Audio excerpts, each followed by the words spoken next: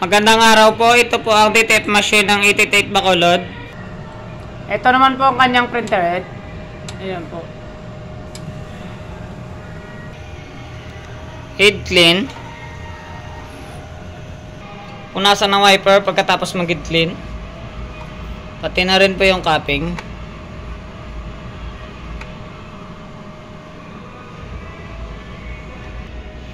Nozzle test.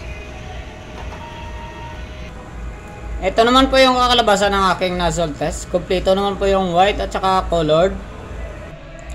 Ink tank area, tama lang po ang label, maliban na lang po sa yellow. Waste tank, kakadispose lang po nung Friday. EVR at saka ground wire. Ito naman po yung consumables ko na mga ink. Ayan po. Ito naman po yung, dito naman po nakalagay yung powder.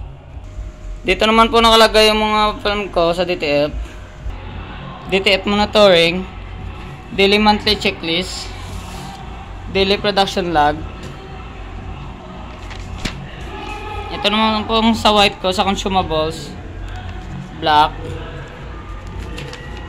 yellow, magenta, at saka cyan. Ito naman po yung sa powder ko at saka film.